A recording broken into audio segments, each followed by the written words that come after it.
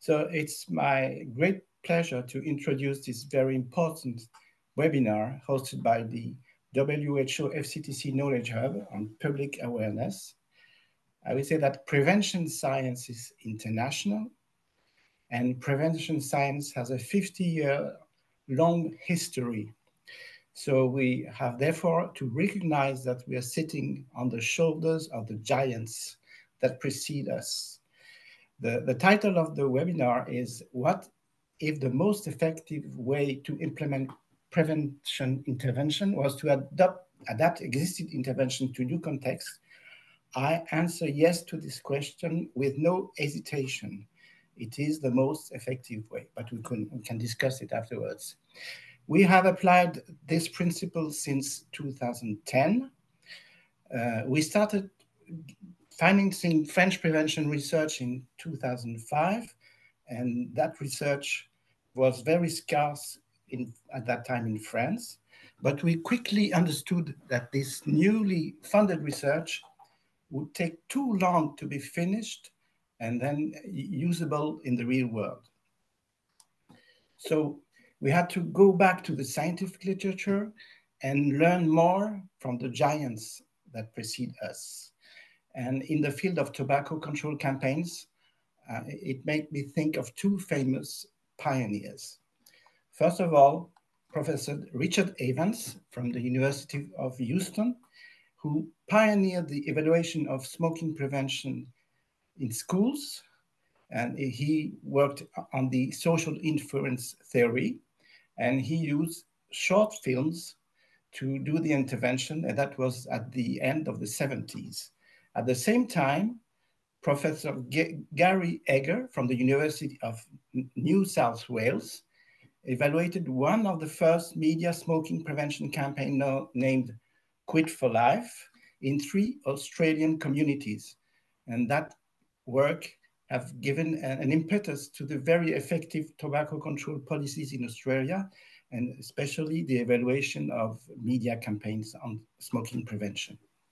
So we have the honor to have 4 speakers that we thank warmly to having accepted to give us a presentation.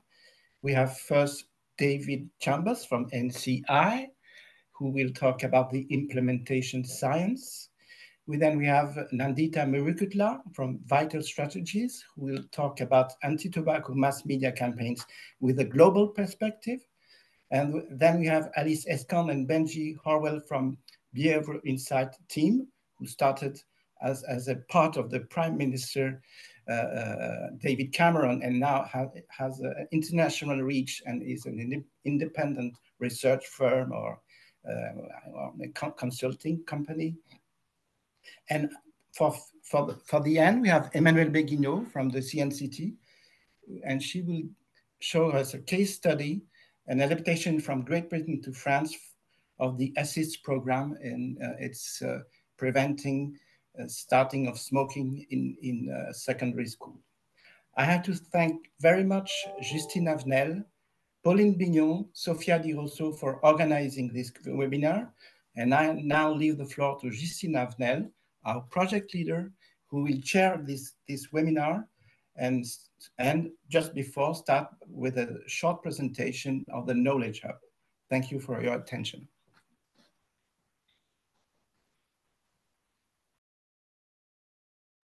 Thank you, Pierre, for your kind words and these introductory words. So indeed, you didn't left many suspense about the question of are adapting is something effective, but I hope we'll have some more insights during all the presentations. But a few words about who we are at the Knowledge Hub on public awareness. We are a WHO FCTC knowledge hub. So many of knowledge hubs exist in the world, but we are the Knowledge Hub on public awareness in relations with Article 12 of the Convention. So we are located in France, near Paris, and our ambition and mandate is to share knowledge and expertise with the parties to the convention in everything related to education, formation, communication, and public awareness. So to do that, we manage a website that aims at broadcasting knowledge, providing resources. It can be scientific articles, methods, best case, best practices.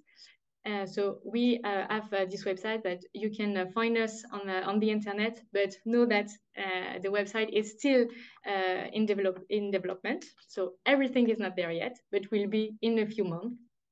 And also, we bring this knowledge and expertise through technical assistance to the parties.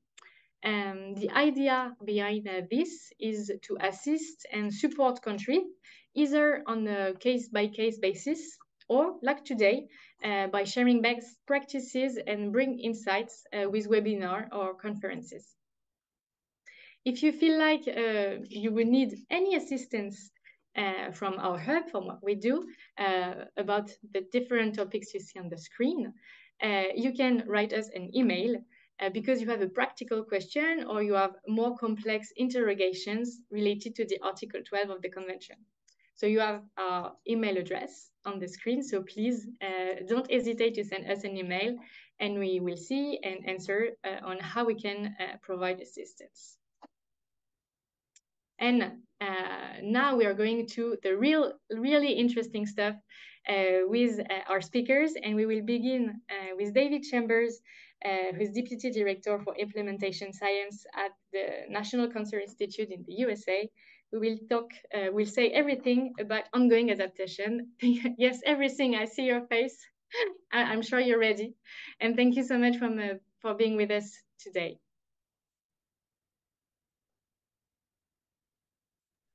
Sorry about that. I just had to unmute.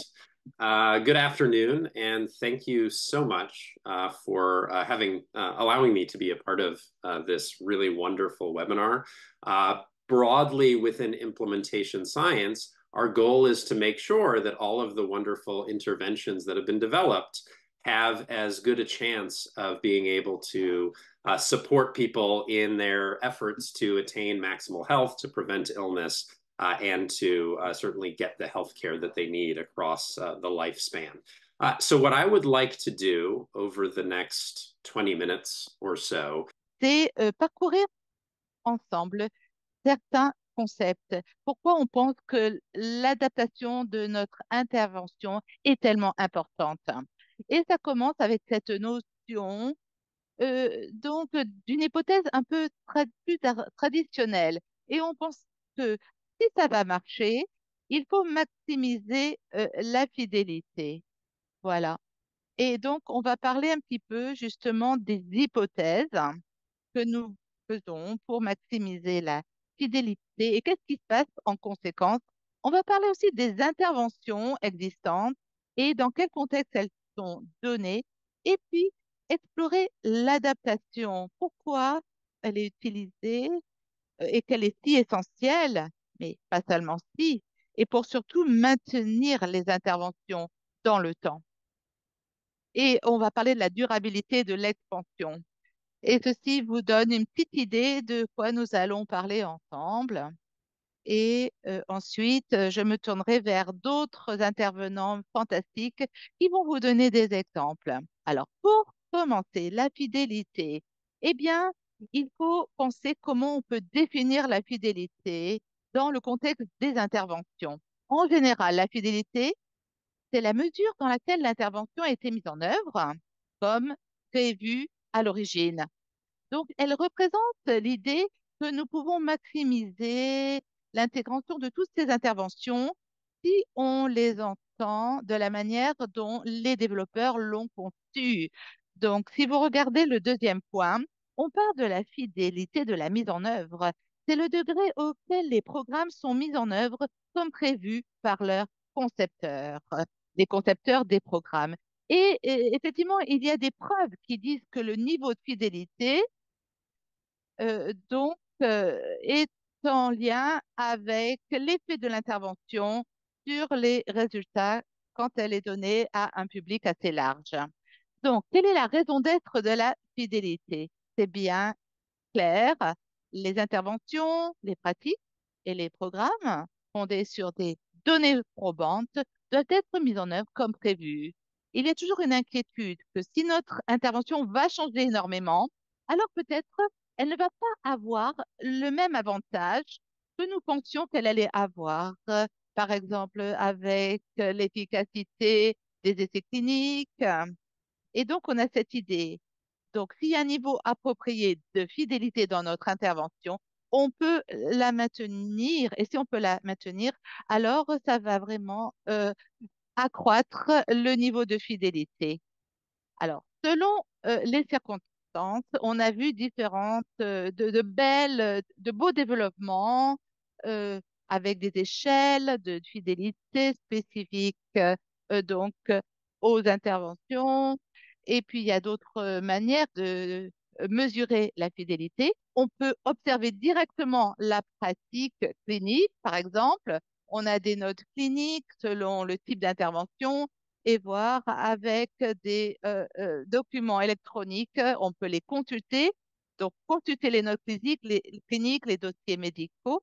Et aussi, il y a des données qui peuvent donc parler des revendications.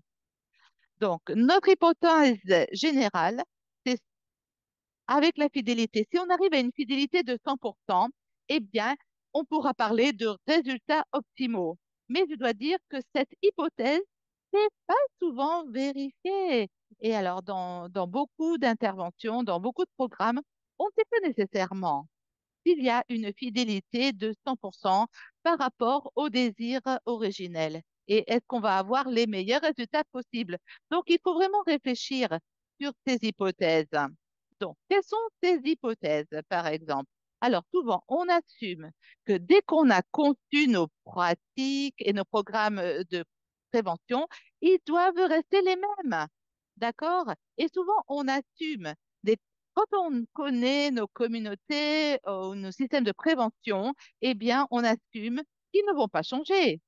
Et on assume aussi qu'on parle d'une intervention à la fois, d'une pratique à la fois.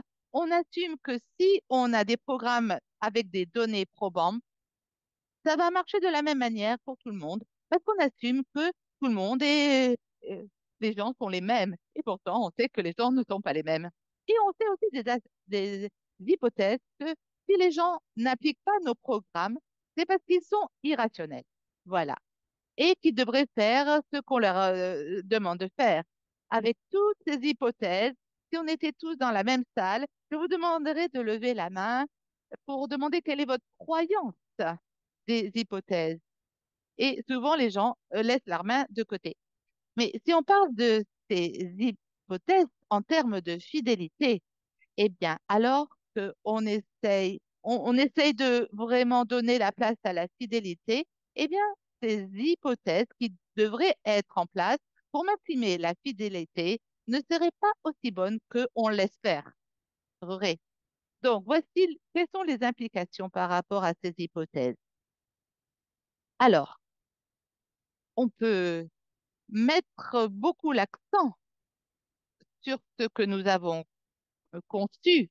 Alors, pensez donc le niveau de développement d'une intervention. On a créé une intervention et donc pendant le test de cette intervention, on fait des essais d'efficacité et si c'est bénéfique par rapport à une autre, on fait un autre test d'effectivité donc, d'efficacité aussi, et ensuite, on la met en œuvre. Alors, on dirait que c'est toujours la même chose. Il y a une constance par rapport à la cohérence, elle est valorisée. Et alors, on assume que peu importe l'endroit où on essaie de développer cette intervention, eh bien, ça va ressembler à la même chose. Voilà, ça va être la même intervention, ça va ressembler à la même chose dans les différents sites ou endroits. Donc, valoriser la cohérence. Qu'est-ce que ça veut dire en termes de défi? Alors, premièrement, il y a ce concept de chute de tension. Que, en fait, ça ne va pas marcher si bien quand on va évoluer après tous les tests que nous allons faire, d'efficacité, etc., et de diffusion et de mise en œuvre. On va penser qu'il va y avoir des changements. Oui, on a des raisons de penser ceci parce qu'il va y avoir des difficultés. pour que peut-être pas tout le monde va bénéficier des mêmes choses. Le problème, c'est si on assume que ça va se passer, alors on met nos attentes de moins en moins haut. Et le niveau d'espérance, comme quoi ça va être utile, descend. Donc, si on ne pense pas à l'adaptation ou on pense à la préservation de telle ou telle intervention, eh bien, nos attentes ne sont pas très élevées. De même, on a cet autre défi qu'on appelle la dérive du programme. C'est une autre hypothèse que nous faisons. Avec le temps, au fil du temps, avec la mise en œuvre de l'intervention, on accepte complètement que si quelqu'un change la manière dont on délivre l'intervention, eh bien, l'intervention va descendre, elle va chuter. Donc, et si vous changez ce que moi j'ai créé comme intervention, eh bien, on s'attend que ce changement va être mauvais. Je veux que vous considériez si les changements, est-ce qu'ils vont nous aider ou est-ce qu'ils vont limiter notre capacité à maximiser la valeur de notre intervention? Quand on pense à la relation entre l'intervention et le contexte, la manière dont on pèse les choses, l'intervention par rapport au contexte, eh bien, ça ressemble plutôt à ça. On met beaucoup, beaucoup de poids et d'accent sur l'intervention et on assume que le contexte, oh bien, il va s'adapter à ceci. Mais si on pense à ce qui se passe dans les communautés, eh bien, ça ressemble plutôt à ça, à de l'adaptation est inévitable. Et avec le temps, le contexte nous force à penser à d'autres manières de donner notre intervention. Ça change l'intervention et ça se passe naturellement. Et effectivement, ce n'est pas toujours en accord avec notre souhait original. Donc, ceci établit donc cette relation d'opposition entre la fidélité et l'adaptation. Et là, vous voyez sur la gauche Darpedo, voilà, et puis les choses qui se passent sur la droite. Mais lui, Darpedo, il est toujours le même. S'il est heureux, triste, en colère, neutre. Ça, c'est la fidélité 100%. Peu importe les circonstances, eh bien, les résultats seront les mêmes. Mais sur la droite, on peut utiliser d'autres personnes. Moi, j'ai utilisé l'exemple de l'actrice Meryl Streep, qui, comme vous voyez, dans différents contextes, dans différentes performances, elle a l'air très, très différente. Et elle donne donc un rôle bien spécifique, une performance bien spécifique, si elle est en colère ou triste ou contente. Vous voyez? Donc, comment nous devons adapter notre intervention? Sur la côté gauche, ah non, il n'y a qu'une solution possible, sur la gauche comme d'Arpedo. Eh bien voilà, attention, comment nous voyons donc notre idée sur la fidélité. Et vous avez tous, selon les exemples, il y a beaucoup de différentes manières d'adapter notre intervention, différentes manières que nous devons adapter notre intervention. Il y a des changements que nous devons faire pour que ça soit plus par rapport à notre public cible, la manière donc d'offrir ces interventions, des adaptations totales, peut-être des changements dans le service, les services et en fait, les interventions vont être adaptées. Du coup, est-ce qu'on peut mieux comprendre et est-ce que ces interventions, elles peuvent être améliorées? Donc, j'ai parlé donc ce concept de programmation. Que avec le temps, on s'inquiète que les interventions ne vont pas être très efficaces. Mais si on est concentré sur la dérive des programmes, c'est dangereux. Et en fait, non. Avec le temps, on peut trouver de meilleures manières de délivrer notre intervention. Il peut y avoir un impact positif à l'adaptation. Mais si on ne veut pas permettre l'adaptation, alors on, du coup, on exclut les possibilités d'avoir des bénéfices. Et donc, avec le temps, il y a beaucoup, beaucoup de progrès pour capturer systématiquement ces interventions.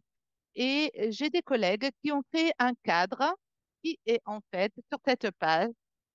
C'est très intéressant pour voir comment on peut apprendre de l'adaptation qui sera faite en pratique de l'intervention. Donc, similaire au cercle que j'avais montré, au cylindre. Eh bien, vous avez ces différentes questions qu'on peut poser.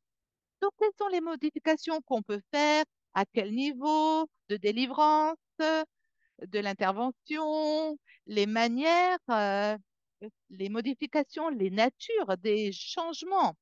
Et donc, je vous demande d'envisager, alors que vous êtes en train de penser à différentes interventions, y aurait-il des moyens de penser systématiquement? Comment on peut changer ces interventions et qu'est-ce qu'on peut apprendre en essayer de capturant les manières de changement, de changer nos interventions. Alors, au long terme, il y a beaucoup d'évolutions qui se produisent, évidemment. Réfléchissez, par exemple, les adaptations qui se sont faites avec le temps. Vous voyez sur la gauche, vous avez plusieurs dessins. Et en fait, c'est des Beatles. Les Beatles, entre 1963 et 1970. Vous voyez, avec le temps, les Beatles ont changé, ont évolué avec leur apparence, mais aussi la créativité, leur musique. Ils ont appris, ils ont grandi. Et beaucoup de gens disent c'est une bonne chose. Et moi, je dis c'est une bonne chose. Alors, effectivement, c'est pareil avec la santé publique. Elle change.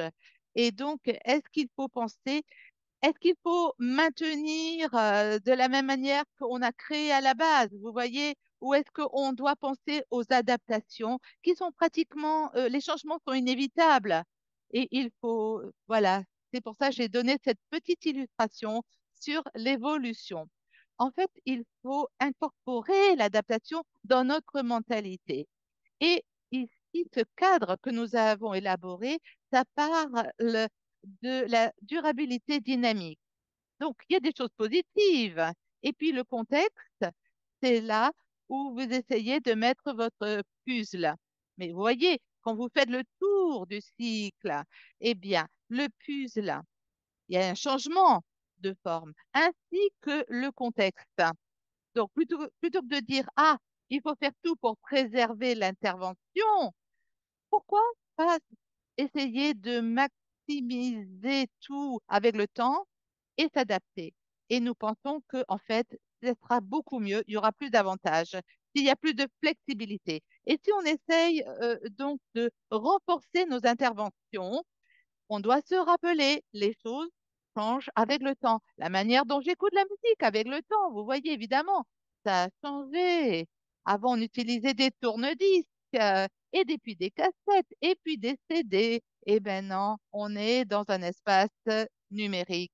Mais il y a toujours qui écoutent des disques vinyles sur le tourne-disque. Et voilà, nous ne pouvons pas être aveugles aux différentes manières, voyez, où on peut utiliser la technologie. Et la technologie est en train de changer constamment. Donc, si on veut renforcer les interventions, nous devons penser qu'est-ce que utilisent les gens et comment notre intervention peut être utilisée. Et en ce moment, qu'est-ce qui est utilisé? Nous devons réfléchir à ceci et comment notre intervention peut rentrer là-dedans.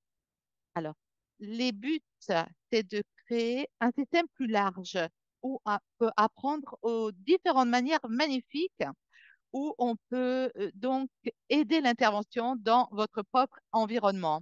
Et on va faire un meilleur travail avec l'adaptation parce que je ne pense pas que tout le monde croit que dans tous les cas, quand on force l'intervention, ça ne va pas être la meilleure manière. Donc, je vous laisse avec ceci et je suis contente si vous pouvez capturer ma diapo et j'ai mis les références et les lectures recommandées très rapidement. Ça vous donne un sens des sources que j'ai utilisées pour parler de ce sujet. Voilà. Et ceci dit, eh bien, je veux dire merci. Et voici mes coordonnées et je serai ravie de répondre à vos questions. Et voilà, vous voyez ce petit bonhomme qui joue de la guitare. Et je vous dis merci. Merci beaucoup, David. Donc, c'était plein d'inspiration, effectivement, la présentation que vous nous avez donnée. Et donc, ça m'a aidé moi-même également de comprendre les différences entre l'adaptabilité, l'adaptation et tout. Et j'ai vu avec les images de Meryl Streep et de saisir l'importance de l'adaptation avec le puzzle. Donc, merci beaucoup avec les liens que vous avez faits avec la culture publique et et la santé. Et maintenant, je vais passer à la parole à Alicia Benji de cette équipe que nous avons un duo, je pense, du point de vue qui viennent du bureau français et anglais de BIT. Et je suis sûre qu'ils vont pouvoir répondre à des questions en ce qui concerne considérer l'adaptation permanente au-delà des frontières. Donc, merci beaucoup et merci David pour cette présentation très intéressante. Je suis très heureux d'avoir vu cette image des Beatles parce que je vais réutiliser cette image. Donc, Alison et moi-même, nous allons nous présenter dans quelques instants, mais je pense qu'on nous a dit avec le titre de ce webinaire que ça pourrait être fait dans le contexte de la campagne anti-tabagisme et nous pensions aux valeurs qui pouvaient être données et on va s'en tenir aux questions de façon à voir qu'est-ce que la science comportementale peut nous dire en ce qui concerne la culture et ce à quoi ça ressemble. Donc, juste pour vous donner une brève introduction, je m'appelle Benji Howell et je suis un conseiller supérieur au sein de la santé à BIT-UK et je suis basée principalement en Cornouailles et je suis basée à Londres, mais j'habite en Cornouailles et j'ai fait pas mal de travail en ce qui concerne les cigarettes électroniques et donc qui sont utilisées comme aide pour fumer. Et donc dans nos catalogues de produits pour et Alice. Vous- Alice qui dit bonjour à tous, qui était elle aussi conseillère senior avec le bureau BIT France pour la santé et qui travaille en France également et qui travaille avec tout le spectre. Et nous avons fait quelques projets à ce propos avec Santé publique France, notamment pour la cessation et l'arrêt de fumée. Et donc, on remercie beaucoup les organisateurs et leur invitation pour ce webinaire. Donc, pour ceux qui n'ont pas vu cela, donc l'équipe, nous avons été définis en 2010 dans le cadre du gouvernement Royaume-Uni-France et en 2014, s'est développé pour devenir une société à but privé et notre but, c'est d'utiliser la science comportementale pour les différents défis à relever et d'utiliser ceci pour améliorer la vie des personnes. On a démarré avec le gouvernement britannique au début et notre mission a été faite d'améliorer l'impact et la qualité de la vie des personnes à travers la science comportementale. Donc, comment nous allons démarrer ceci? Je vais vous donner des réponses toutes simples avec cette simple réponse. Comment nous pouvons utiliser la science comportementale au-delà des frontières réalistes va nuancer le tout. Donc, c'est un peu une bonne combinaison entre... je démarre avec cette version toute simple.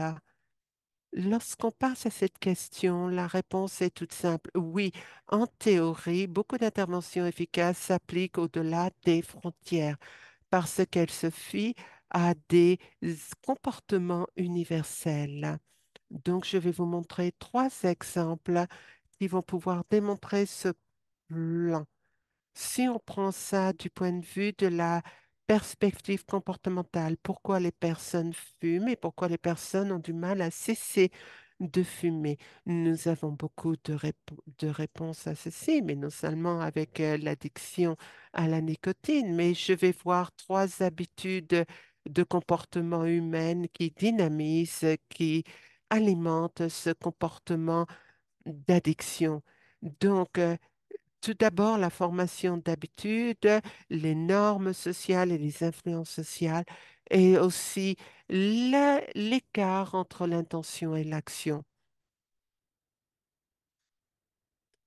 Alors, si on démarre d'abord avec la formation d'une habitude, eh bien, vous pouvez voir avec les autres différents modèles. Donc, ça, c'est un modèle à 4 étapes que je trouve très, très bien. Donc, on peut voir ici qu'on a les 4 étapes de la formation d'une habitude. D'abord, on a la cue, donc l'indice, le démarrage, l'amorce, le craving, l'envie, la réponse et la récompense. Par exemple, prendre une tasse de thé le matin. Donc, il y a une petite amorce, on se réveille, on va dans la cuisine le matin. Ensuite, on a une envie, le craving, qui est généré de ça, ce désir profond d'avoir une tasse de thé ou un bon café le matin. Ensuite, on a la réponse, donc le fait de boire la tasse de thé ou le café, le thé ou le café, d'avoir cette caféine qui va nous donner le plaisir de boire un café ou un thé. Et donc, c'est un exemple qui nous met dans ce contexte de la formation d'une habitude qui est courante au-delà des cultures comme fumer. Et exactement une simple réponse à ceci pour la formation d'habitude, c'est oui, oui, la formation est universelle, tout à fait. Euh, et les chiffres que l'on vous donne, c'est les données que l'on a eues à peu près à une étude qui a été faite sur différents pays. Et on l'a demandé avec cette étude en ce qui concerne les habitudes et dans de quelle situation ils voulaient fumer. Et on peut voir, d'après ce tableau, si on regarde avec tous les indices qui sont indiqués, vous pouvez les voir à travers les différents pays. Même les indices, les amorces, les cues au début ont changé au fur et à mesure, hein, mais ça complique la situation de façon à interpréter les données. Mais bien que les amorces, les indices changent, ces amorces sont à peu près les mêmes partout. Donc, vous pouvez voir, c'est se réveiller, prendre un repas, fumer lorsqu'on voit des gens qui fument autour de soi, fumer pendant qu'on boit un café ou un thé. Donc, c'est ça qui fait la formation des habitudes et qui est au-delà de toutes les cultures, hein. Et donc, c'est le moteur principal de formation de ces habitudes. Ensuite, si on regarde le deuxième exemple en ce qui concerne les normes et influences sociales, donc le comportement des personnes qui est affecté. Et donc, c'est un peu controversial, mais est-ce que c'est quelque chose qui est universel au-delà de tous les contextes? Et de nouveau, oui, oui, c'est le cas. Et on peut le voir que c'est très pertinent. On l'a vu avec le graphique précédent, avec la prise d'habitude, notamment on fume chaque fois qu'on voit des gens autour de soi qui fument et on est affecté par les autres autour de nous. Et donc, vous pouvez voir avec ce graphique que les gens disent qu'ils voient leur ami proche fumer et donc ils ont tendance à avoir plus de fumeurs. Donc, autrement dit, plus vous avez des amis qui fument, plus vous aurez tendance à fumer. Et donc, ces indications cliniques, effectivement, je ne veux pas revendiquer que c'est causal à ce propos, mais il pourrait en avoir d'autres explications, mais vu la littérature médicale qui a été faite avec l'étude comportementale, je serais très étonnée de voir si fumer n'était pas dynamisé par le comportement des personnes autour de soi qui sont les plus proches, notamment. Et puis ensuite, le fossé entre l'intention et l'action, donc l'écart, hein. Eh bien, on peut voir, oui, que c'est un concept assez élargi qui souligne beaucoup de choses, mais qui dit essentiellement que l'intention en elle-même n'est pas suffisante. Il y a un écart entre l'intention et ce qu'on va faire. Mais de nouveau, la question est de voir ce qui se passe au-delà des différentes cultures, comme pour fumer. La réponse semblerait être oui. Ça, c'est les données de la crise sanitaire. Est-ce que vous avez pensé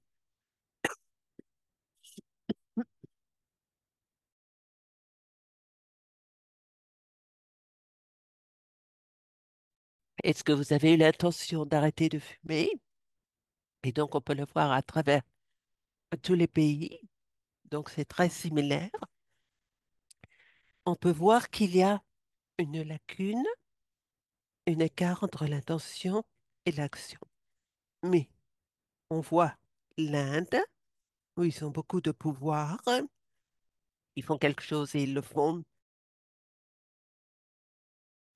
Et donc, c'est un pays où, effectivement, la France également, on peut voir qu'il y a un écart entre l'intention et l'action. Et donc, ce que l'on peut retenir, c'est qu'on peut le faire régulièrement à partir du moment où ceci est souligné en termes de comportement. L'intervention veut dire qu'on utilise les normes et les influences sociales. C'est la raison pour laquelle arrêter de fumer à l'intérieur des bâtiments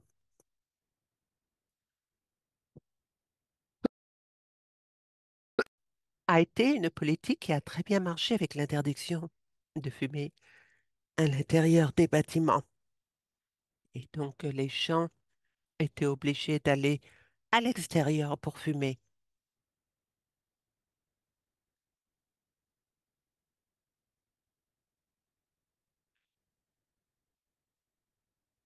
Et de nouveau, on en regarde à la formation d'habitude. Donc, pour troubler l'envie de fumer et pour avoir des habitudes de substitut qui sont moins nocives que la cigarette. Et donc, ce point de vue, c'est que c'est très utile. En te voir entre l'écart entre l'intention et l'action.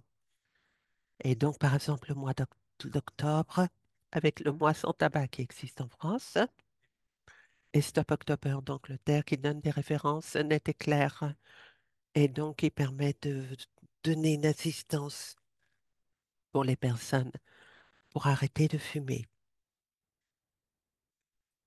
Donc ça, c'est le type de pratique pour la présentation. Et je passe la parole à Alice.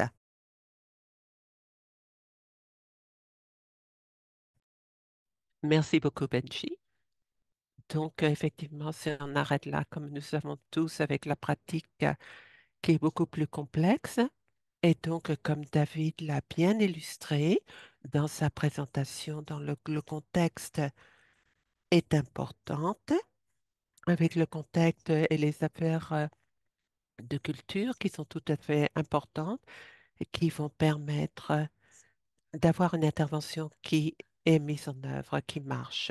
Donc maintenant, je vais contredire Benji pour certaines des interventions que l'on peut voir qui poussent pour passer en action et qui permettent d'avoir des interventions de substitut qui ne vont pas nécessairement de pair dans le même contexte. Parce que oui, les mécanismes sous-jacents sont les mêmes, mais du point de vue de l'intervention, il faut que ça soit adapté au contexte local, en ligne, avec la présentation de David. On n'a pas coordonné, mais si on revient à la transparente suivante, je vous donne un exemple ici. Ceci est en Chine, dans une usine de textile. Il y avait un problème et les chercheurs ont voulu comment ils pouvaient encourager les travailleurs à jeter les déchets dans la poubelle au lieu de les mettre par terre. La première intervention était de donner des amendes aux employés, l'intervention classique, et l'autre qui était beaucoup plus comportementale, qui voulait dire de mettre des points or, qui en Chine est de bon augure. Et qu'est-ce qu'on a vu comme le résultat? C'est que les gens qui trouvaient des pièces d'or, ça marchait beaucoup mieux que de donner des amendes parce que les travailleurs ne voulaient pas mettre les déchets à côté d'une pièce d'or qui est un signe de bonne chance, de bonne augure. Et donc, on a vu, si, je suis pas sûre qu'on peut répliquer ceci au Royaume-Uni ou en France parce que ça n'a pas la même signification. Peut-être au Royaume-Uni, un symbole euh, peut-être, oui, quelque chose de similaire qui pourrait marcher au Royaume-Uni avec un trèfle à quatre feuilles et en France, peut-être un morceau de fromage ou quoi que ce soit, autre chose qui pourrait marcher comme équivalent. Mais bien entendu, ça peut avoir une pertinence par rapport à fumer de façon encouragée, par exemple, en France, au Royaume-Uni, en Chine, d'encourager les femmes à ne pas fumer. Cela peut varier avec les différentes cultures, que ce soit un coupon, que ce soit par exemple des incitations pécuniaires ou autres qui peuvent être faites pour l'adaptation. Voyons maintenant une autre adaptation en ce qui concerne la formation d'habitude. Si on devait concevoir une intervention, quand est-ce que les gens vont probablement fumer, de façon à identifier les indices, les amorces. Et cela pourrait être fait tout à fait directement et ces amorces peuvent être différentes. Si on regarde par exemple au Royaume-Uni, vous avez les cas en fait, vous avez les situations où les personnes fument chaque fois que les personnes voient des personnes autour de fumer, qu'ils ont de l'alcool et une boisson. Et donc, c'est là où on peut faire des interventions dans le pub ou le café. Et par exemple, si nous prenons un autre exemple en France ou en Grèce, on peut voir que la deuxième situation, lorsque les personnes prennent un café ou un thé, dans ce cas-là, on pourrait probablement cibler les cafés ou avant que les personnes aillent au café. Ce que j'ai présenté comme formation d'habitude, qui marche avec d'autres exemples pour les normes sociales, ceux-ci peuvent être plus ou moins efficaces également lorsque vous êtes dans des cultures individualistiques, vous vous mettez d'abord en premier par rapport aux cultures collectivistes. Eh bien, entendu, on en a parlé pas mal de pays. Le contexte n'est pas non seulement géographique, mais dans ces pays, même si vous prenez deux sociétés, que ce soit une où la cohésion sociale est haute et l'autre où elle est faible, les interventions pour la cessation de tabagisme peuvent être différentes. Finalement, on pense à la diapo suivante où on présente ce dernier point pour votre attention. Une autre raison pour laquelle on ne doit pas oublier de voir comment les interventions sont efficaces en termes comportementaux à travers tous les contextes et les pays, c'est que les personnes qui décident de mettre en place ont déjà leurs propres préférences, biais et valeurs propres. Donc, l'un des thèmes de cette recherche que l'on a eu à ce propos, en ce qui concerne les questions des cigarettes électroniques et de vaper, et on parle de la population adulte, l'indication clinique à ce propos est complète par le simple fait que ce phénomène est très récent de vaper.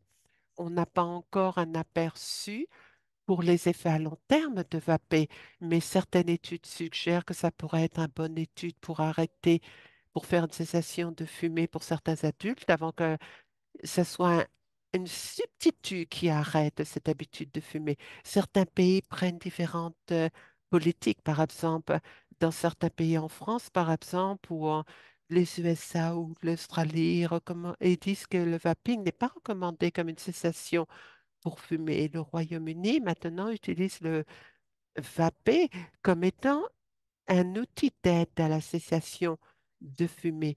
Et donc, c'est les principes précautionnaires. On ne connaît pas assez, donc mieux vaut prendre euh, quelque chose de plus du côté de la précaution. Tandis qu'au Royaume-Uni, c'est plutôt de réduire le côté nocif. C'est la position britannique. Et on peut le voir dans le contexte des politiques. Et deuxièmement, ça montre la politique, lorsqu'elle est mise en charge, mise en œuvre, elle est influencée par ce que l'on a choisi de faire auparavant dans le passé. C'est un concept en sciences politiques, path dependency, la dépendance de la voie choisie auparavant, et c'est difficile de dévier à ce propos. Et donc, c'est la raison pour laquelle, parce qu'on a l'effet d'apprentissage, on a investi beaucoup avec l'expertise. On a appris beaucoup à ce sujet et à l'avenir, ce sera beaucoup plus facile de se fier à une stratégie. Donc, ça peut être le cas, par exemple, si on a des grandes campagnes de sensibilisation pour résoudre ce problème, on va continuer de le faire, même s'il y a très peu d'indications d'efficacité. Ou alors, si on investit dans un grand programme, on veut plutôt passer à quelque chose d'autre, de faire différemment. Et donc, ça a des coûts. Mais même un autre facteur qui peut être fait aussi, c'est de voir les solutions qui peuvent être mises en place parce qu'on voit la perception publique à ce propos et les sensibilités du public. Et c'est ce qu'on a observé, par exemple, pour les preneurs de décision en termes de politique. Mais parfois, ils peuvent se tromper et parfois une politique peut être plus acceptée que ce qu'elle est perçue, par exemple, avec les incitations financières où il y a un petit peu d'automatisme à penser que ça va pas être une mesure qui va être acceptée, mais lorsqu'on regarde les données, même peu formées, on voit que c'est bien accepté par le public. Et deuxièmement, ça peut être le cas que le public peut accepter une mesure des fois parce que celle-ci peut changer au fur et à mesure qu'elle est déployée. On l'a vu auparavant se dérouler dans le cadre de plusieurs politiques. Donc, ces concepts doivent développer une résistance au changement, à faire les choses en dépit de son efficacité. Alors, comme conclusion, je dirais, pour l'argument qui a été mis ensemble, on peut voir que comprendre le comportement humain est clé pour concevoir les stratégies de cessation de fumée. La plupart des aperçus comportementaux sont universels au-delà des frontières et le modèle sous-jacent comportemental est le même, mais il y a un besoin d'avoir une adaptation significative dans le contexte de toute intervention parce que, comme on l'a vu, le contexte dans les cultures, ça a du sens pour déployer le programme et finalement, de bonnes idées, des indications, c'est pas suffisant, mais il faut prendre en compte tous les facteurs dans le processus de prise de décision qui façonnent celle-ci de façon à adopter une nouvelle approche. Et donc, je pense que c'est tout pour nous. Merci beaucoup à vous deux. Euh, Vous avez les réponses que vous allez pouvoir donner aux questions. Ça serait plutôt un grand nom, mais toujours été dit, j'ai beaucoup aimé l'écart entre la théorie et la pratique et que vous avez incorporé vous deux avec vos présentations. Et donc, ça a été très, très bien fait avec vos deux présentations et je pense que c'était parfait, par exemple, de partager différentes lumières sur le thème et vous avez donné des exemples spécifiques. Donc, merci beaucoup à vous deux et je vais rappeler aux participants que vous pouvez poser des questions à Benji et à Alice, des questions dans le chat ou vous pouvez attendre à la fin du webinaire pour poser vous-même vos questions. Maintenant, on va passer la parole à Nandita Murukutla, qui est la vice-présidente de la politique mondiale et de la recherche en communication et stratégie, et donc qui va partager des aperçus sur les adaptations spécifiques pour les campagnes de mass média. Merci beaucoup aux organisateurs pour m'avoir là aujourd'hui et je vais parler de l'adaptation et de l'utilisation des différentes tests de messages dans le cadre d'un contrôle de la campagne anti-tabac. Et donc, l'organisation, je suis une scientifique comportementaliste et je vois les politiques et les communications et la recherche que l'on fait au sein de notre institut de recherche. En ce qui concerne les stratégies vitales, on travaille chez Vital Stratégie sur plus de 73 pays pour les problèmes de santé publique qui comprennent la pollution de l'air, d'éviter une intoxication au plomb, les politiques alimentaires, les données sur la santé, la prévention des overdoses, le contrôle des campagnes anti-tabac. Et donc, c'est le résultat de cette initiative que je vais vous décrire aujourd'hui.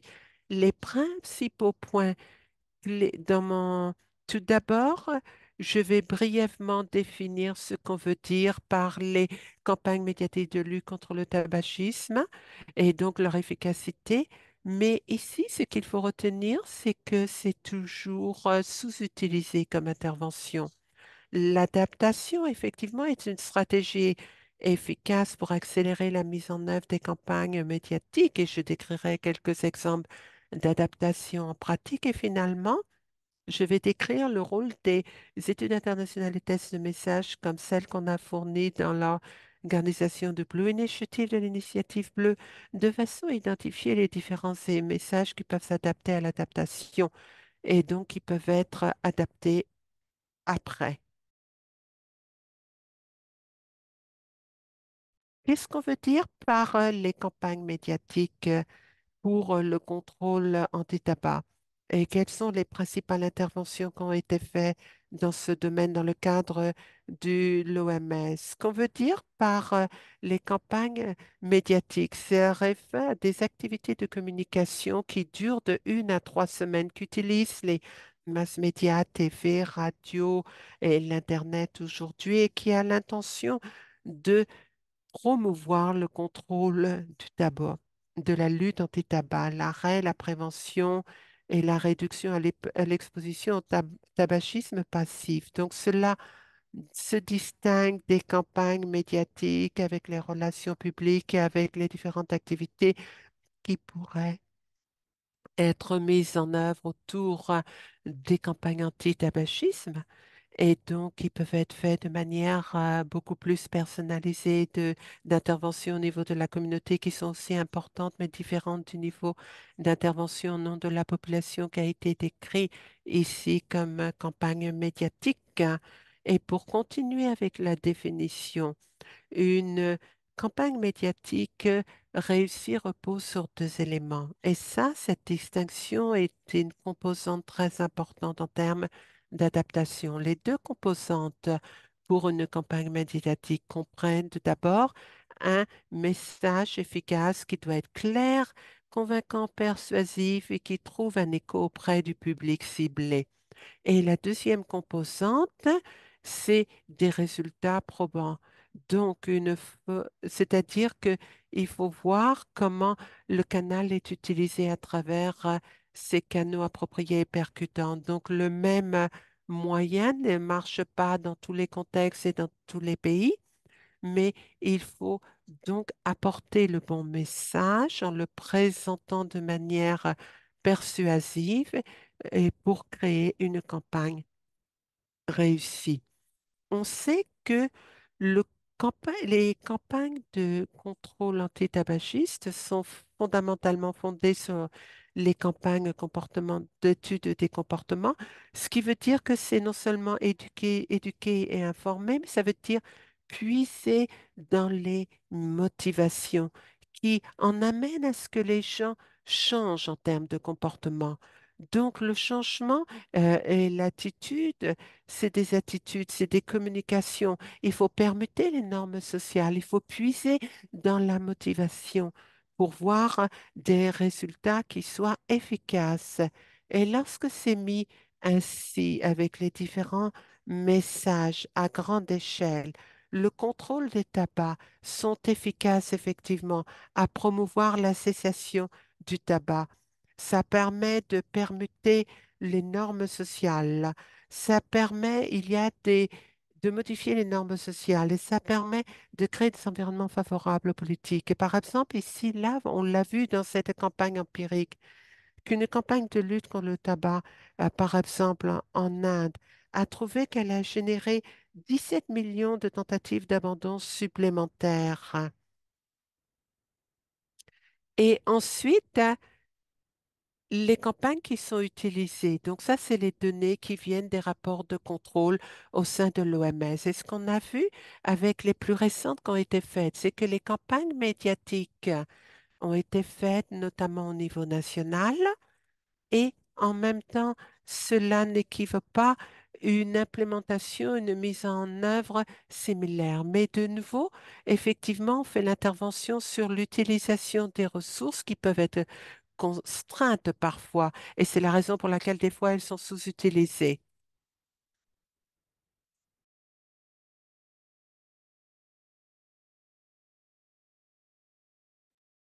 En fait, qu'est-ce qu'on veut dire par adaptation? C'est le processus donc de prendre une campagne médiatique élaborée et l'utiliser dans un autre contexte. Et cette stratégie permet aux pays à faibles ressources de mettre en œuvre des campagnes médiatiques de grande qualité avec un minimum de temps et d'argent. Je vais vous donner un exemple par rapport à l'adaptation en tant que stratégie. Voilà. Alors, une bonne adaptation qui a bien marché, j'espère que ça va marcher. Ça, c'est l'original qui a été entendu en Australie.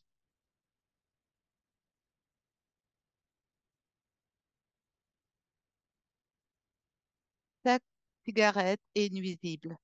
Voici une aorte, une artère du cœur. Et en fait, les déposits sont très collants et se déposent dans les artères. Chaque cigarette est nuisible. Arrêtez de fumer et appelez ce numéro. Alors, cette publicité a été adaptée et a été adoptée par le gouvernement indien. Regardez l'adaptation indienne.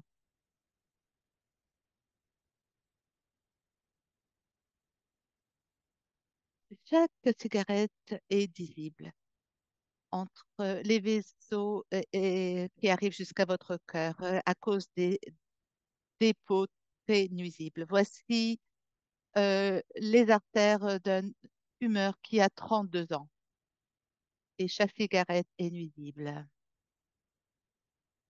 Voilà, ça c'est un exemple d'adaptation. Comme vous voyez, le message central est resté le même et même l'exécution de la pub, principalement, est la même, mais ce qui a changé, c'est le début et la fin. Vous voyez, il y a eu une certaine variation selon le pays et qui parle des services différents dans les deux pays.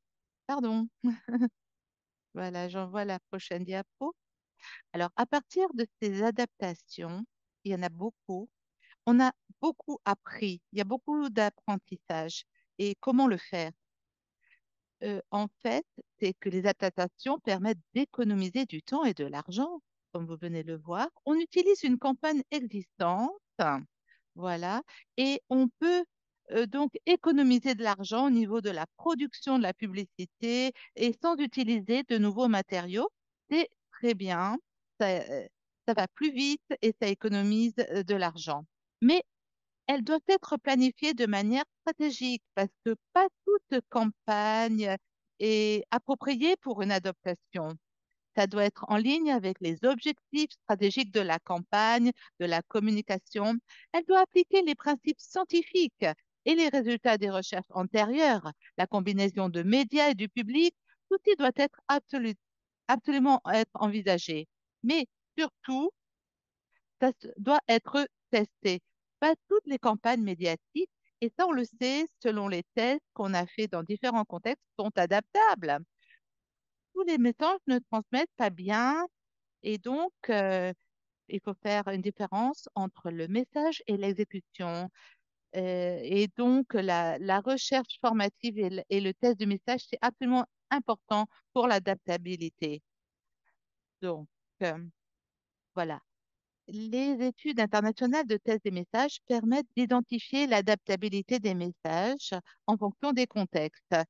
Et donc, dès qu'on commençait, on parlait du travail anti-tabac dans 15 pays, il fallait aller très, très vite. Alors, plutôt que de faire des études dans un contexte à la fois, on a pensé à cette question. Est-ce qu'on peut trouver des éléments principaux qui marcheraient dans 10 différents pays? Vous voyez? Et pour soutenir les populations. Et quels seraient ces éléments principaux? Comment on peut y réfléchir, comment on peut s'adapter rapidement et aider les gouvernements donc à adopter ce type de campagne. Voilà, donc c'est ça ce qu'on a fait au niveau de ces études de tests et on a fait dans 3 publications. Je ne vais pas rentrer dans les détails. On a des approches différentes, très standardisées, pardon. Et puis, on a fait une grande sélection avec des experts, etc. On les a testés sur les dimensions, donc de l'efficacité des messages selon les comportements humains et puis comment on a pensé qu'elles peuvent être perçues, les émotions, etc. Et à partir de ceci, on a récolté qu'est-ce qui allait marcher dans tel ou tel contexte, oui ou non. Voici les principaux enseignements tirés des études.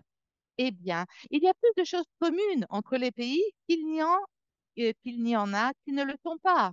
Donc, il y a beaucoup de choses communes, beaucoup plus qu'on ne le pense, avec des principes comportementaux qui sont communs, surtout les motivateurs. Et puis, effectivement, quelques publicités se sont révélées les plus adaptables. Et en fait, la peur de la maladie, c'était le moteur le plus puissant de l'action. Les images graphiques de tissus humains malades ou de parties du corps, ou les métaphores simples, pas compliquées, des métaphores simples, suscitant le dégoût, ont donné des résultats vraiment très élevés. Par exemple, une éponge, c'était très élevé dans tous les pays. Et donc, ceci a suscité la peur de la maladie et le fait d'arrêter de fumer. Et en fait, les annonces contenant des termes médicaux complexes ou des métaphores ou celles qui présentent des témoignages personnels, eh bien, ça n'a pas marché systématiquement bien. Il faut faire attention. Il faut en fait les tester, il faut les adapter parce que ça dépend des histoires. Parce que ce n'était pas si universel que ça, les témoignages. Donc, il faut vraiment penser à maximiser le potentiel. Et effectivement, nous avons pensé à tous ces facteurs dans les politiques et c'est très bien, on peut répliquer ceci même pour penser à des messages internationaux. Je vais récapituler et je vais vous dire, les campagnes médiatiques jouent un rôle crucial dans la lutte anti-tabac en encourageant le sevrage tabagique, en prévenant l'initiation au tabac, en modifiant les normes sociales. L'adaptation des campagnes médiatiques à des contextes et à des publics différents peut être stratégique, mais elle doit être effectuée avec précaution. Les études internationales sur les tests de ménage fournissent des informations essentielles sur les messages efficaces et adaptables pour les campagnes médiatiques. Certaines campagnes sont universelles contre le tabagisme. Eh bien, effectivement, c'était bien d'utiliser la peur de la maladie, des images très graphiques et un sentiment anti-industriel.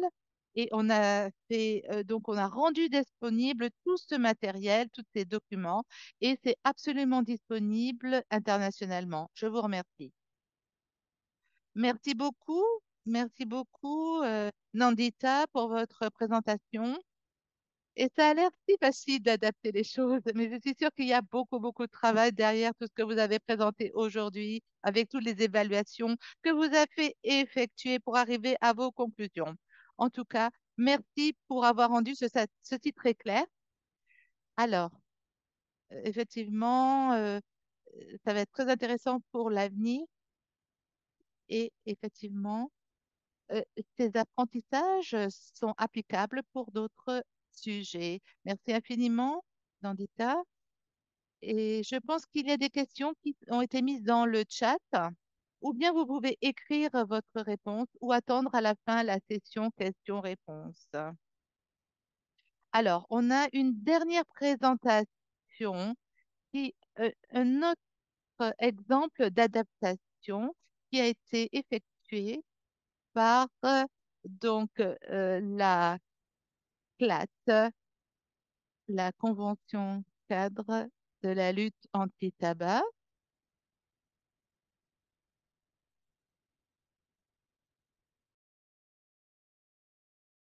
Emmanuel va présenter en français une étude de cas sur donc le programme ASSIST. Merci beaucoup.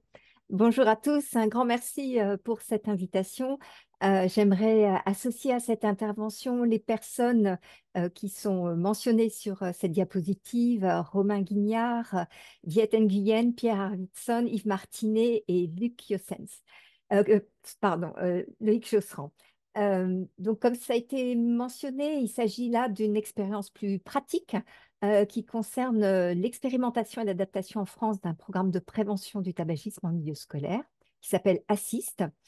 Alors, ce programme, il est intervenu dans le contexte français qui est, comme vous le voyez sur cette diapositive, la permanence, en dépit d'une baisse relativement récente ces dernières années, d'un tabagisme qui reste très important chez les jeunes.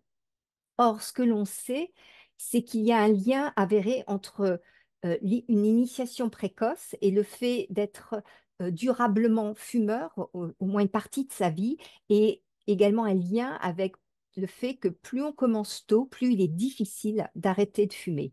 D'où cette importance d'agir pour prévenir l'entrée dans le tabagisme, évidemment, mais également de faire en sorte que s'il y a des jeunes qui commencent à fumer, ce soit une initiation la plus tardive possible. Autre élément de contexte, on sait que tous les programmes de prévention font partie de la stratégie établie au niveau international avec la Convention cadre de lutte anti-tabac, notamment l'article 12, pour réduire cette consommation. Mais il y a finalement assez peu de programmes d'intervention en milieu scolaire qui ont été évalués. Et quand on regarde ces programmes d'intervention qui ont été évalués, eh bien finalement, il y en a relativement peu qui apparaissent comme étant efficaces. D'où l'intérêt pour le programme Assist qui précisément a été évalué, on verra, de manière efficace. Alors, ce programme Assist, déjà, de quoi s'agit-il? C'est un programme, on l'a dit, qui est britannique, qui a été développé depuis plus d'une vingtaine d'années par l'Université de Bristol et qui, depuis lors, a été disséminé par une filiale qui s'appelait Decipher Impact, qui maintenant s'appelle Evidence to Impact, à la fois dans d'autres villes au niveau du Royaume-Uni, également dans d'autres pays. Et il y a une licence qui est associée d'une durée de 3 ans qui prévoit notamment la formation des formateurs et un suivi au niveau de la mise en œuvre du protocole. Ce programme a été, on l'a dit, évalué comme étant coût efficace au Royaume-Uni, aussi bien au niveau d'un écart de prévalence par rapport au groupe témoin et également au niveau d'une entrée plus tardive dans le tabagisme des fumeurs.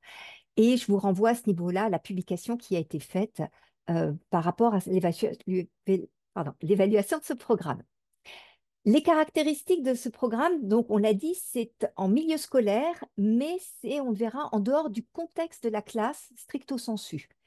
C'est un programme qui cible les jeunes scolarisés âgés de 12-13 ans, ce qui correspond en France au niveau de la 5e au collège. Et c'est un programme de prévention par les pairs, c'est-à-dire qu'il s'appuie sur des interventions réalisées par les élèves qui ont été désignés par leurs camarades. Et ces élèves, qu'on appelle ambassadeurs, ont été formés. Donc c'est un programme qui s'inspire finalement de la théorie de la diffusion de l'innovation. Sur cette diapositive, je vous ai résumé les différentes étapes de l'intervention avec comme première étape celle de la désignation des ambassadeurs par leurs camarades. Donc, on réunit les enfants. Ils ne savent pas du tout à quel sujet ils sont réunis. On leur demande en fait de remplir un petit questionnaire. Vous avez les principales questions qui sont indiquées sur la diapositive, où on leur demande de désigner quels sont les élèves de 5e dans leur collège qu'ils respectent le plus, qu'ils considèrent comme étant particulièrement forts dans un domaine d'activité. Ça peut être le sport, mais ça peut être le théâtre, la musique. Les élèves qu'ils admirent le plus. Et sur la base de cette liste qui a été désignée, on en retient 18% de manière équivalente, filles, garçons. Donc ça, c'est la première étape, donc la désignation des ambassadeurs par leurs camarades. Dans un second temps, on rencontre les enfants qui ont été désignés et à ce moment-là, on lève le secret, on va leur expliquer de quoi il s'agit, on va leur expliquer le programme et l'optique, c'est d'obtenir leur accord pour intégrer ce programme de prévention. Il faut à la fois que les enfants soient d'accord et également que les parents accordent leur consentement par rapport au fait que leur enfant soit impliqué dans le dispositif. Et l'objectif, c'est d'avoir au moins 15% d'ambassadeurs qui soient recrutés pour ce programme. Une fois qu'on a recruté ces enfants, on va les former pendant 2 jours consécutifs dans un cadre qui n'est pas le cadre scolaire. Donc, on est vraiment en dehors du collège. Et ces 2 jours sont structurés de la manière suivante. La première journée est consacrée à une formation concernant le sujet du tabagisme. Alors, c'est une formation qui est ludique, certes, mais qui aborde énormément de composantes, de connaissances sur différents volets du tabagisme, pas exclusivement sanitaires. Et l'idée, c'est vraiment de les rendre légitimes pour que les enfants s'approprient un certain nombre de données vraiment essentielles sur la question du tabagisme. Et le deuxième jour, c'est finalement une formation où on va les amener à mobiliser les connaissances qu'ils ont acquises. On va les mettre en situation. On va leur apprendre des techniques de communication. Finalement, on va aussi les outiller dans le domaine de ce qu'on appelle plus classiquement les compétences psychosociales. À la suite de cette formation, ce qui est demandé aux enfants, c'est que dans le cadre de leur vie quotidienne, ils aient des conversations avec leurs camarades où ils abordent la question du tabagisme dans une optique vraiment de prévention. L'optique n'est pas du tout qu'ils identifient des camarades fumeurs et qu'ils les incitent à l'arrêt du tabac, c'est vraiment plutôt voilà, dans une démarche de prévention. On parle du sujet du tabac dans toutes finalement ses composantes dans le cadre de la vie de tous les jours. C'est donc la mission qui est confiée à ces ambassadeurs, qu'on ne va pas pour autant les laisser comme ça sans suivi, c'est-à-dire qu'il y a 4 sessions qui sont prévues par la suite, qui ont lieu cette fois dans le cadre du collège, où on va les rencontrer à nouveau pour voir si éventuellement ils ont rencontré des difficultés, la nature des difficultés, remotiver un petit peu les enfants si on sent qu'il y a éventuellement un peu une diminution pour s'impliquer dans le programme, leur apporter de nouveaux éléments, etc. Donc c'est vraiment ce suivi qui est fait et la durée du programme ne doit pas excéder 14 semaines. À l'issue de ce programme, il y a un certificat qui matérialise et qui les remercie par rapport à leur implication. Donc le cadrage est très rigoureusement établi à l'aide d'un manuel. Et donc, par rapport à ce programme ASSIST que je vous ai présenté, l'idée a été de l'expérimenter en France pour en évaluer la faisabilité et l'acceptabilité dans un contexte qui est socio-culturellement différent de celui des Britanniques. Donc, on s'est posé des questions, est-ce que ça fonctionnerait dans notre contexte? Est-ce que les enfants sont réceptifs à la formation, au mode d'intervention? Est-ce que c'est le bon niveau d'intervention? Est-ce qu'il y a des adaptations à prévoir? Est-ce que les collèges eux-mêmes vont accepter? Comment est-ce que ça va se passer concrètement dans le contexte scolaire français, etc. Ça, c'était le premier élément. Et puis, ce faisant, si le dispositif était faisable, est-ce qu'il était aussi pertinent de le déployer? Et si oui, dans quelles conditions? Voir comment est-ce qu'il pourrait être renforcé. Donc, pour mener à bien cette expérimentation en France, on a réuni différents partenaires. D'abord Santé publique France, qui était à l'initiative de cette expérimentation. Le Comité national contre le tabagisme, hein, qui est donc une organisation non gouvernementale qu'a présentée tout à l'heure Justine. On a travaillé également avec l'Université de Versailles-Saint-Quentin en Yvelines pour associer aussi la dimension scientifique par rapport au suivi et la mise en œuvre du programme. Et on a été également aidé par le ministère de l'Éducation nationale sur un plan aussi de logistique par rapport à la désignation des établissements. On a traduit le manuel d'intervention. Il y a un certain nombre d'adaptations qui ont été faites au départ et également au fil des années dans le cadre de l'expérimentation, en direction non seulement de la formation des intervenants, mais également des ambassadeurs. C'est-à-dire qu'il y a eu des adaptations, par exemple pour le manuel aussi, pas seulement le fait de donner les données de prévalence qui sont en vigueur en France. C'est pas seulement prendre en compte la législation française qui diffère de ce qu'il y a en Angleterre. Il y a également eu un certain nombre d'adaptations parce que l'imprégnation nicotinique de la société française est beaucoup plus importante que ce qui existait au Royaume-Uni. Et donc, tout ce qui touche la dénormalisation du tabac n'en était pas au même niveau en France. Donc, il y avait des éléments complémentaires qu'il a fallu intégrer ou ajuster par rapport à l'intervention en France. Également, un point très important dans l'adaptation, c'est que finalement, l'implication des parents au Royaume-Uni était très limitée à simplement une autorisation parentale pour que les enfants participent au programme, à la formation. En France, c'était hors de question que des parents laissent partir leurs enfants pendant 2 jours en dehors du contexte scolaire sans avoir plus d'informations. Donc, il a fallu à la fois intégrer cette dimension de secret qui était très importante pour le dispositif britannique et en même temps donner suffisamment d'informations aux parents qui ont quand même été clairement associés dans le dispositif au travers de courriers, au travers de rencontres si besoin. Il reste que les ingrédients actifs du programme en tant que tel ont été préservés, à savoir la cible des élèves des 12-13 ans, le protocole structuré qui a vraiment été rigoureusement suivi, la durée de l'intervention, le mode de sélection des pairs et enfin la formation par des intervenants extérieurs. L'idée, c'était que ce ne soit pas des enseignants, pas les enseignants des enfants qui fassent ces interventions. Donc sur cette diapositive, j'ai synthétisé finalement les rôles de chaque partenaire. Donc vous voyez qu'on a aussi associé bien évidemment les Britanniques qui au départ nous ont formés et après nous-mêmes ont formé les formateurs. Et les Britanniques ont contrôlé une partie de la mise en œuvre du dispositif. Et puis vous voyez donc le ministère de l'Éducation nationale qui désignait les établissements, le suivi avec Santé publique France et l'université. Alors, l'évaluation de cette expérimentation qui s'est déroulée sur 3 années de 2016 à 2019 a inclus plusieurs modalités. Donc, déjà, dans le déploiement, on avait une incrémentation progressive du nombre d'établissements. On est passé de 4 établissements la première année à 12, puis 19 sur les 3 années.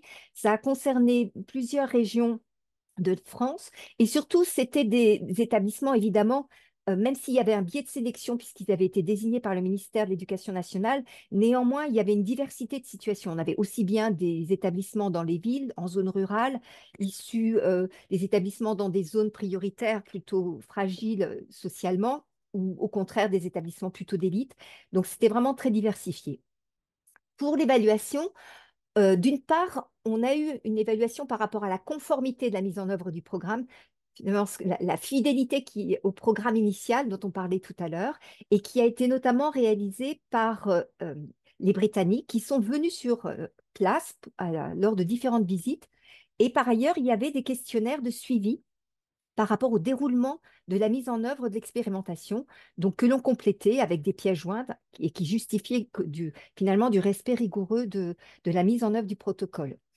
Il y a eu également 2 questionnaires qui étaient prévus et qui ont été complétés par les enfants ambassadeurs à la fin de la formation et également à la fin de l'intervention proprement dite, où on a pu recueillir leur perception par rapport au programme, comment ça s'était passé au niveau des différentes sessions, comment ça s'était passé dans le cadre de leur mission, le nombre de discussions concrètement qu'ils avaient eues, etc.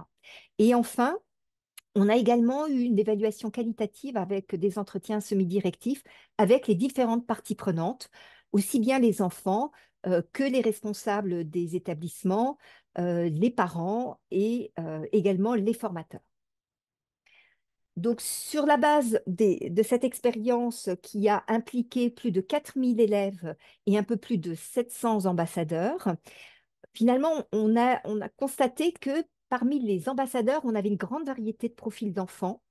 On avait des enfants qui avaient été désignés parce qu'ils étaient effectivement très bons sur le plan académique. Ils étaient connus comme tels. Il y avait une admiration qui, d'emblée, avait conduit à les désigner. Mais il y avait également des profils beaucoup plus d'enfants rebelles qui étaient confrontés plutôt à des difficultés scolaires, mais qui suscitaient une autre forme d'admiration et qui avaient été désignés comme tels. Et enfin, des profils d'enfants beaucoup plus en retrait, qui étaient eux-mêmes extrêmement surpris d'avoir été désignés par leurs camarades, qui en étaient très fiers du reste, et qui n'auraient jamais imaginé voilà, être distingués de la sorte.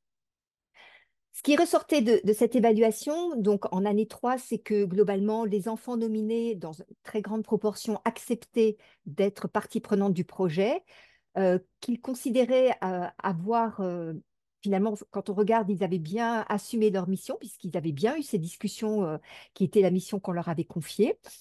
Par ailleurs, dans la plupart des cas, ils n'avaient pas rencontré particulièrement de difficultés et en tous les cas, ils recommandaient aussi ce programme aux enfants de leur âge. C'est également une formation qui avait été jugée intéressante par les ambassadeurs parce qu'elle leur apportait des connaissances. Et globalement, comme on disait tout à l'heure, ils avaient été extrêmement fiers d'avoir été désignés par leurs camarades. Et cette fierté, on l'a aussi retrouvée chez certains parents, notamment des parents d'enfants qui avaient des difficultés et qui étaient très contents que leur enfant ait été ainsi distingué. Globalement, les parents ont trouvé aussi que le programme d'intervention était intéressant. Les seules réserves qu'on a pu avoir concernaient des parents d'enfants plutôt privilégiés qui avaient plutôt des craintes par rapport au fait que leur enfant avait quand même manqué quelques cours, qu'il y avait des cours à rattraper. Donc, c'était plus une difficulté, je dirais, scolaire qu'ils mentionnaient. Après, dans les points qui avaient été mentionnés, cette question d'être informé était vraiment très, très importante pour les parents français et donc il constitue une différence majeure par rapport à l'expérimentation britannique. Par rapport aux responsables des collèges, ils avaient pour un certain nombre d'entre eux des appréhensions par rapport au mode de désignation, le fait d'avoir une prévention par les pairs. Et finalement, c'est quelque chose qu'ils ont plutôt salué quand on a fait l'évaluation. Ils ont aussi mentionné que c'était un programme qui apportait des connaissances et des compétences, et ce contenu éducatif était quelque chose d'important pour eux.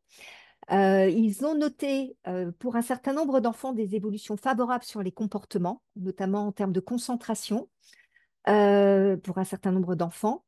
Ils ont néanmoins pointé la difficulté des fois d'intégrer ces interventions dans des plannings qui pouvaient être par ailleurs chargés.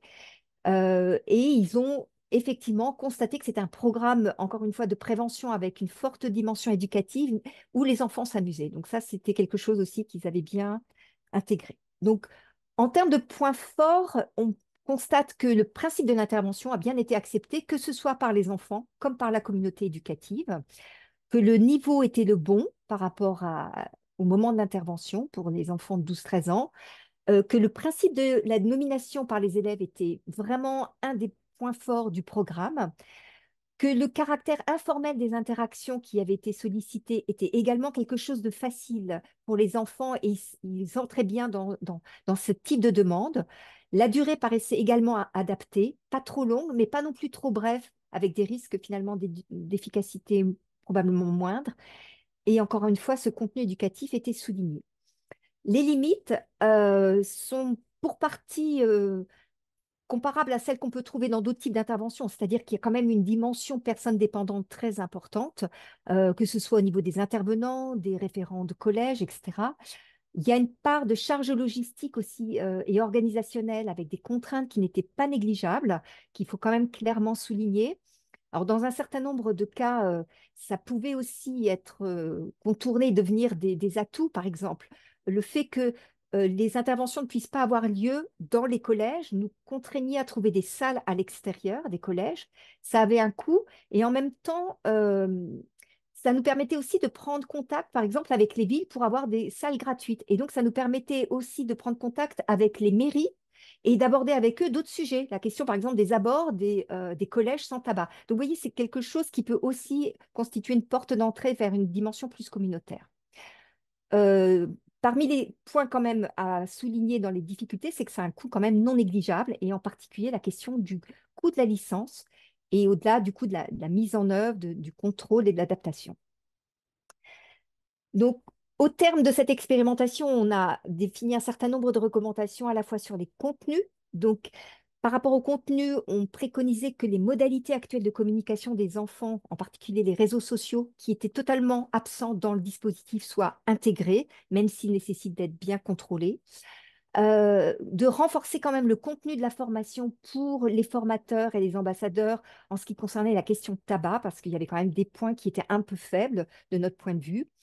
Ça nécessitait aussi du coup d'enrichir quelque peu les sessions de suivi, voire de les adapter en fonction des niveaux scolaires, et puis aussi de renforcer peut-être la formation des intervenants par rapport à la gestion de comportements difficiles qui avaient quand même été pointés.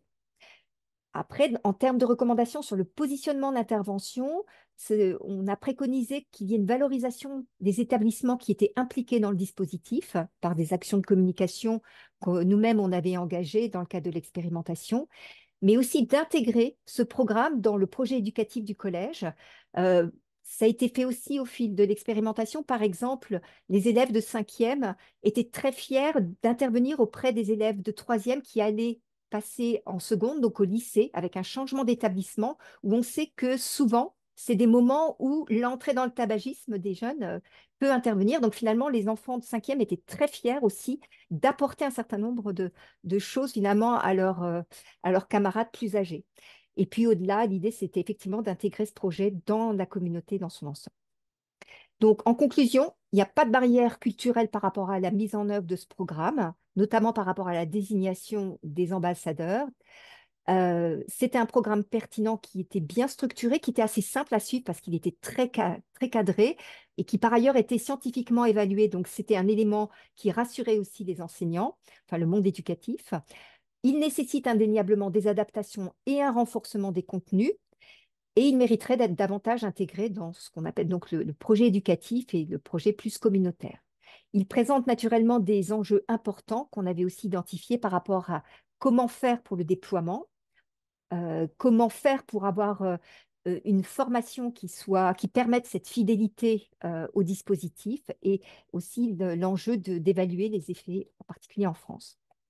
Donc voilà, juste pour terminer, quelques visuels de ce programme qu'on avait réalisé. Donc là, c'était par exemple pour faire, on abordait la question des ingrédients du tabac, et sans leur dire, en fait, on est passé à une activité qui était de faire de la cuisine, une recette. Au départ, ils pensaient qu'on préparait un gâteau pour le goûter.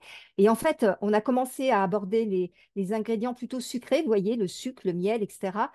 Et après, on a intégré le détergent, etc. C'était pour leur expliquer, voilà, qu'est-ce qui constitue les produits du tabac. Et c'est typiquement ce genre d'activité qui était développée pour leur faire pointer du doigt le fait qu'il y avait des arômes, qu'il pouvait y avoir du sucre, donc quelque chose d'extrêmement attractif, et puis des produits extrêmement toxiques. Voilà, sinon, dans les éléments qui leur étaient transmis, il y avait toute une phase d'appropriation, hein, pour les aider après, par la suite, à avoir des arguments dans leurs échanges. Le enfin, ils avaient recours à différentes modalités pour les intégrer.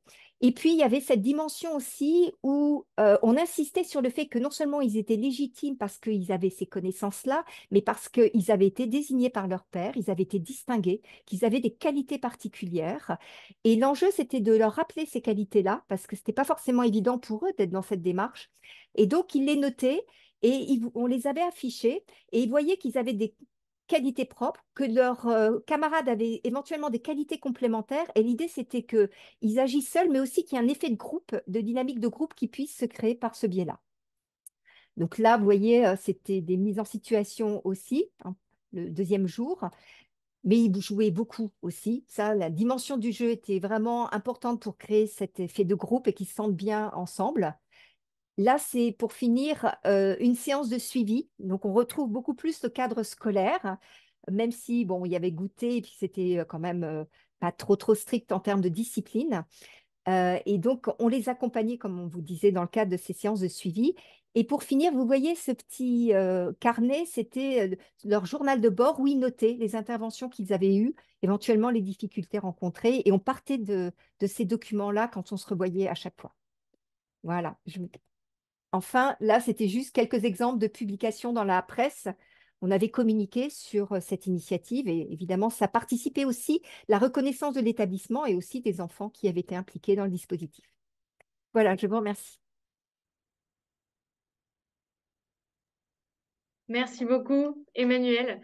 Ça rend vraiment extrêmement concret les différentes notions qu'on a pu voir pendant toutes les présentations, que ce soit sur les ingrédients actifs des interventions, mais aussi justement sur les éléments qui ont dû être adaptés au cours de l'expérimentation pour finalement avoir un meilleur fit contextuel avec ce que vous avez fait en France. Donc vraiment, merci d'être rentré dans le détail de l'intervention, des évaluations qui ont été conduites. Je trouvais ça vraiment intéressant parce que j'avais lu plusieurs papiers sur justement l'expérimentation, les évaluations, et entendre la présentation et voir les photos des enfants, ça rend tout ça beaucoup plus concret, et j'ai l'impression d'avoir redécouvert Assist. Donc merci beaucoup.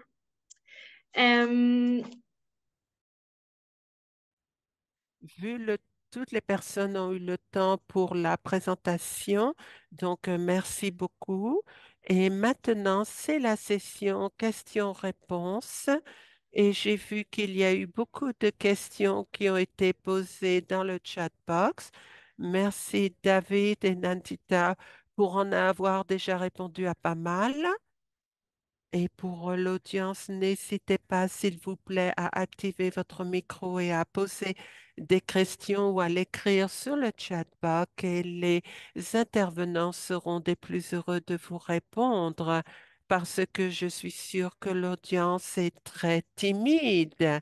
Quand à poser la première question, j'ai eu la même question que Kimex qui a demandé à Nandita. Comment les droits d'auteur ont été appliqués et adaptés pour la campagne médiatique? Et c'est une question que je me pose souvent moi-même. Donc, est-ce que je peux poser une question complémentaire? Parce que à celle que Guimel a demandé, comment vous avez réussi à aller dans le pays pour adapter une campagne actuelle et disséminer, par exemple, celle-ci et d'aller auprès du service de santé publique et de dire pour proroger les droits d'auteur, donc une réutilisation du matériel. C'est en fin de compte nous qui l'avons fait dans le cadre de l'initiative et de notre rôle en tant que technique auprès du gouvernement de voir avec les personnes qui ont collaboré et les campagnes médiatiques et les officiers responsables de ces pays respectifs et essentiellement pour la plupart de ceux-ci, pour ces droits. Ils sont heureux parce que c'est pour le bien public et donc c'est fait dans un contexte où ils sont très heureux de le rendre disponible. Donc il y a un processus qu'on a pris au nom du gouvernement. Et on a résolu le problème des licences en termes de droits d'auteur. On a fait un test. Effectivement, c'est une partie essentielle de voir en ce qui concerne d'utiliser ce matériel en toute confiance, mais on a pu négocier pour avoir une licence. Merci. Une nouvelle question dans le chat box. C'est pour C'est Emmanuel pour... Béguineau. c'est- Est-il prévu de déployer davantage le programme Assist? Alors, en fait, je pense que Pierre pourra aussi intervenir. L'une des difficultés par rapport au programme Assist, c'est qu'il est lié à l'existence d'une licence qui était quand même à un niveau important financièrement. Après, comme vous avez peut-être vu, l'expérimentation s'est faite de 2016 à 2019 et après, il y a eu la crise Covid. Donc, je pense que la crise Covid, en termes de déploiement d'initiatives, etc., ça a dû aussi avoir des conséquences par rapport à la difficulté voilà, de développer le programme. Mais du coup, pour le moment, il n'est pas, à ma connaissance, il n'est pas déployé au-delà de l'expérimentation en France, en tous les cas. Merci. Une autre question de Ben, toujours. Y a-t-il d'autres programmes, par exemple, prévention du risque alcool? Alors, je ne sais pas si quelqu'un a la réponse à cette question, puisque là, on était plutôt sur le tabac, mais si quelqu'un a la réponse, qu'il n'hésite pas à intervenir. Mais là, je ne suis pas... Enfin, comme en plus, on ne sait pas à qui s'adresse la question. Pas de réponse. Mais pour répondre à cette question, ça rejoint un petit peu, il y a une question de Laetitia Bouffet-Benadiba sur notamment les registres qui peuvent exister. Donc peut-être que c'est un élément de réponse pour connaître des interventions qui auraient déjà existé dans d'autres pays, dans d'autres contextes.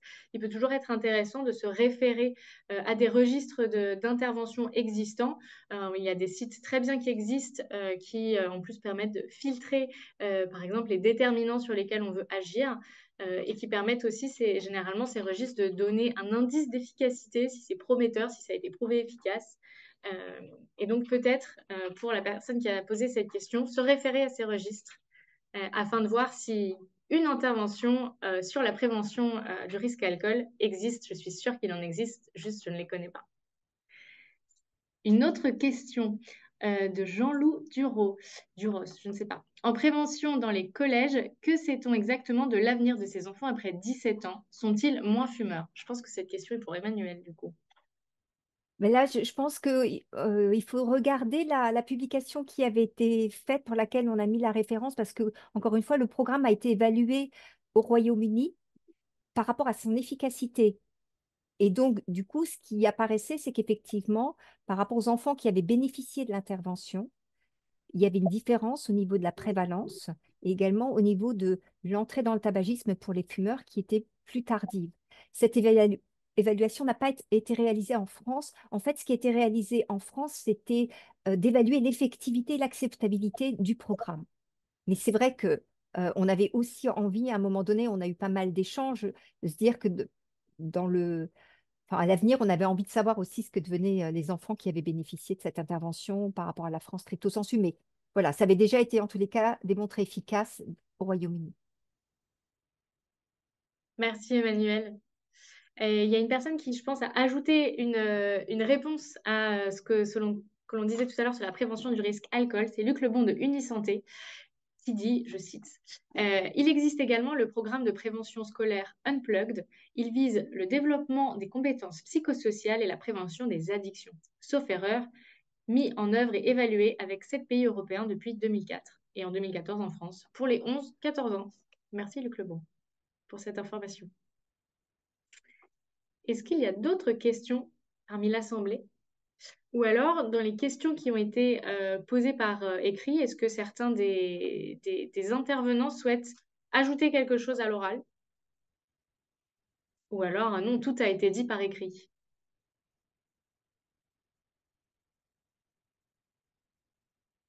Eh bien, s'il n'y a pas d'autres questions, je vous propose que l'on conclue ce webinaire.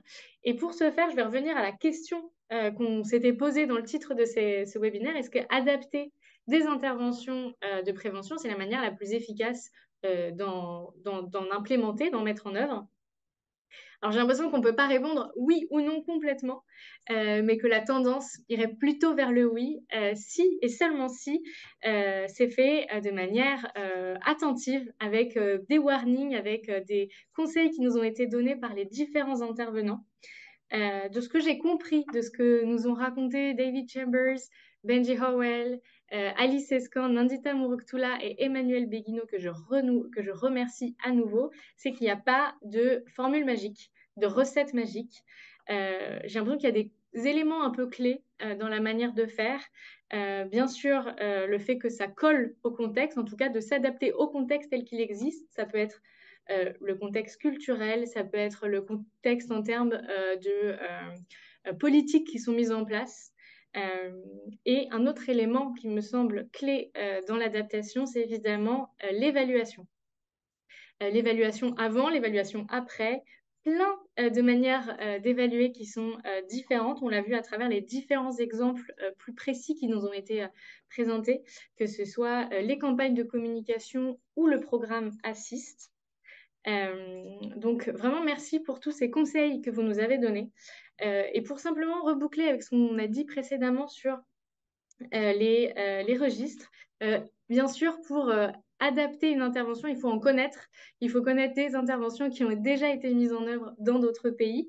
Ça semble un peu évident, mais comme la question est apparue dans le chat, je reboucle là-dessus. Donc, il existe plusieurs registres. Il ne faut pas hésiter à les consulter. De notre côté, côté Knowledge Hub, sur la prévention, enfin sur la sensibilisation du public, on est en train d'essayer de mettre en œuvre des catalogues. Donc, ce n'est pas des registres.